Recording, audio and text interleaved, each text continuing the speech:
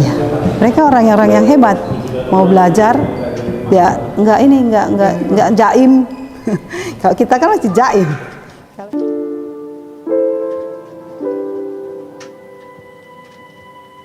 Aku itu tetangga bilang itu masih anak-anak bilang, oh orang gila, ketawa aja gue, bukan bodoh dong tuh.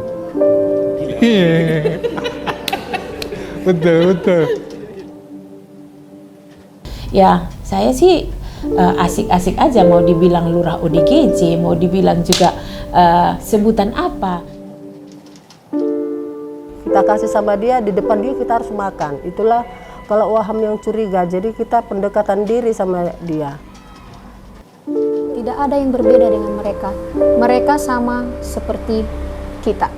Tidak ada yang berbeda. Iya, memanusiakan manusia.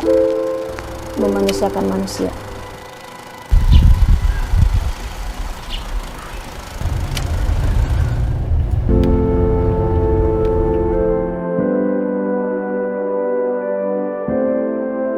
Yayasan Nurani Luhur Masyarakat atau sering kita dengan nama YNLM ini salah satu organisasi non-profit ya gitu, lembaga kemanusiaan gitu. Jadi kita memang bergerak di bidang pembangunan masyarakat atau sering disebut dengan community development. Jadi kita ini lebih kepada berperan bagaimana membangun masyarakat yang termarginalkan gitu, baik itu yang ada di pinggiran dan juga itu yang ada di tengah-tengah kota gitu.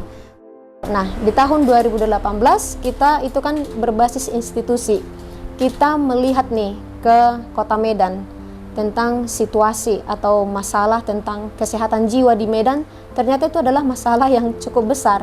Kita menemukan banyak kasus di Kota Medan tentang kesehatan jiwa gitu.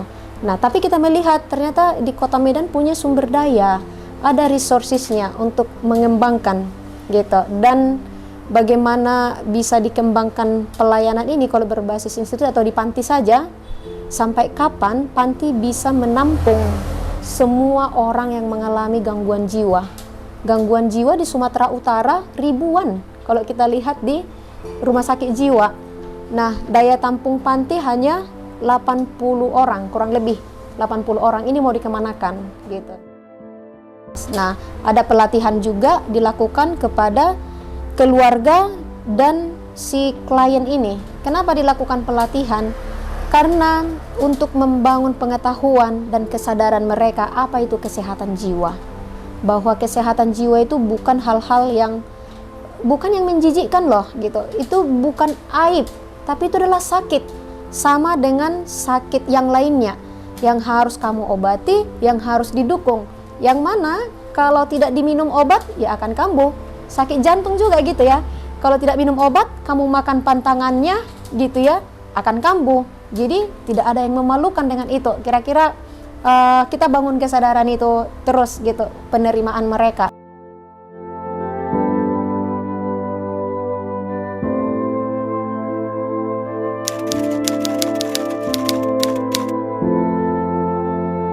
Saya mendengarkan ada Yayasan Nurani Luhur yang bekerjasama dengan kelurahan tentang penanganan ODGJ. Pada waktu itu saya kan belum tahu bagaimana cara kerjanya. Saya belajar dulu tentang cara kerja baik yayasan, juga kolaborasi dengan siapa aja. Ternyata saya pelajari, saya tertarik karena ketertarikan saya di mana tentang orang dengan gangguan jiwa ini tidak banyak orang yang mau melirik. Karena apa? Karena sulit ditangani. Tetapi dengan adanya program prioritas Bapak Wali Kota Medan tentang kesehatan, termasuk disabilitas mental ini adalah salah satu penanganan yang harus kita lakukan.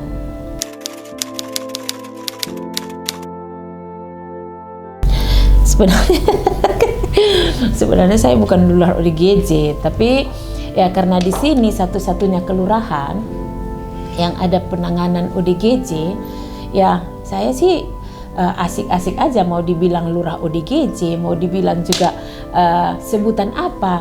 Mungkin karena penanganan ODGJ di sini sudah mulai dilirik orang lain, sehingga supaya ada pengingat bahwa kelurahan ini adalah satu-satunya kelurahan yang penanganan ODGJ, ya disebut aja Lurah ODGJ.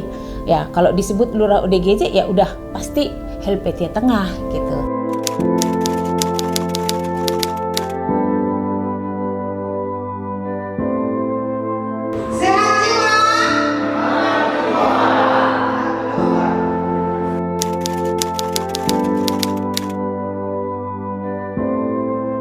Oh dah, waktu kita mau ke rumah sakit bawa yang relapse. Sebenarnya dari sini sudah disuntik supaya dia tenang. Cuma obatnya rupanya ambulannya lama datang, obatnya sudah efeknya sudah habis. Jadi kita naik mobil. Kebetulan di mobil nggak ada sirinenya, ambulan ini kan. Di jalan tuh dia ngamuk. Lemari yang ada di ambulans itu dicopotin, dilempar. Kita di depan, bapaknya, keluarganya. Harus ada keluarga yang mendampingi kalau kita bawa. Bapaknya yang di belakang. Jadi saya di depan. Ini supir ambulan juga udah takut. Dia ngelemparin inilah. Dia ngelemparin tutup-tutup itu ya kan. Terus kita berpikir, apalah yang buat dia tenang. Terus saya tanya, mau susu, mau roti, mau. Paksalah kita turunlah dulu. Kita cari apa yang dia suka. Senang. Jadi agak tenanglah dia sebelum sampai ke tempat ini, ke rumah sakit jiwa. Itu kita bawa karena kita mau rawat inap dia.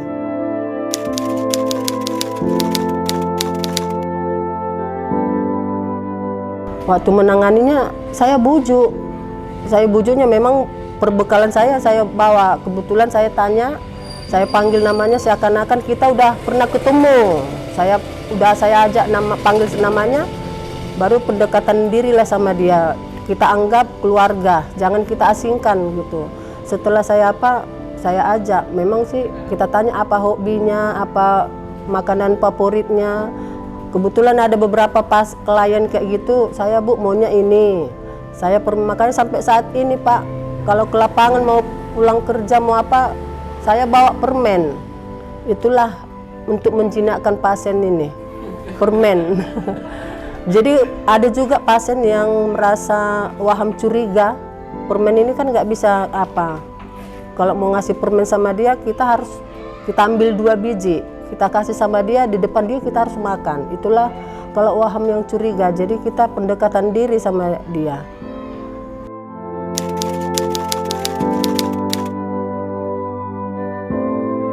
Saya dari tahun 2009 saya udah ikut kegiatan ini. Iya. Saat itu saya mau ibarat kata mau selesaikan skripsi saya. Jadi akibat ya orang tua juga sudah mendesak, kamu kapan tamatnya nak? Sementara waktu itu nilai-nilai saya banyak yang hancur. Jadi saya pun juga kekurangan duit untuk menyelesaikannya di kampus. Akhirnya saya mengurung diri gitu, menarik diri dari lingkungan saya gitu. Akhirnya datanglah bisikan terhadap saya untuk lari dari rumah selama 4 hari gitu. Di jalanan. Waktu itu saya di jalanan itu 4 hari, ya saya dengar bisikan aja, orang tua saya manggil bahwa orang tua saya itu nggak ada di rumah lagi, sudah di luar gitu. Jadi saya lari, saya kejar orang tua saya selama 4 hari, 4 malam, nggak makan, nggak minum, hanya minum air putih aja. Itu pun kalau ada orang ngasih makan, saya nggak makan gitu. Jadi ada rencana menikah kapan? Ya belum ada duit Bang. Ceweknya tidak? Ceweknya belum ada. Nanti ngajak makan, nanti nggak ada duit gimana Bang? Ditinggalin nanti. Mana mau katanya bandara nanti duit nggak ada gimana? Udah lah pisah aja lah kita Bang katanya. Ada tapi belum ada Bang. Berat Bang, berat. Aku itu tetangga bilang itu masih anak-anak bilang orang gila, ketawa aja gue, buat bodoh dong tuh. Kadang kalau aku nongkrong 2 orang gitu, coba ceritakan pengalaman kau tentang dia ceritakan. Ngeri juga sih dia, ngeri gue bilang itu. Udah mati aku mau ketawa gitu ya kan. Iya. Betul. Sebelumnya saya kerja juga di guru ngajar gitu, bagian pembukuan keuangan. Di sini ada senamnya, ada buat sabun, SHG, UB kelompok usaha bersama. Ada kegiatan buat keripik pisang, kue ketawa, ketika waktu ketawa.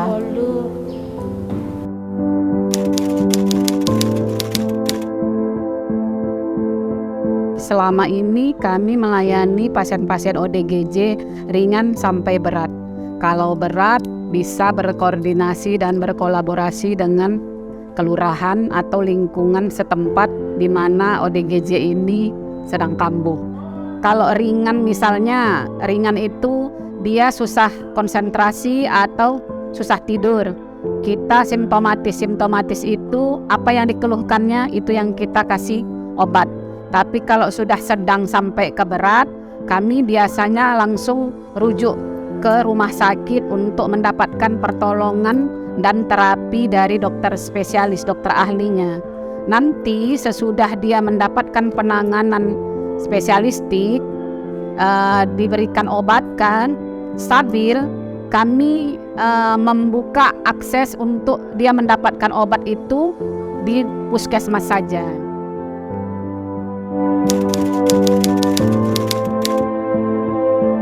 Visi kita adalah mewujudkan ODGJ yang bermartabat. Kita mau ODGJ yang bermartabat di Helvetia ini, gitu ya, di Helvetia dengan 3 sasaran utama kita. Yang pertama itu mengurangi stigma, gitu. Selagi ada stigma, aku rasa masyarakat akan terus berpikir itu mereka nggak berharga, mereka itu dikucilkan. Yang pertama kita perangi itu adalah stigmanya, harus kita turunkan stigma masyarakat. Sasaran yang kedua itu adalah akses pada layanan kesehatan yang berkualitas. Sasaran yang ketiga kita itu adalah memobilisasi masyarakat. Jadi masyarakat kita memobilisasi bagaimana mereka bisa mengatasi situasi tentang ODGJ ini.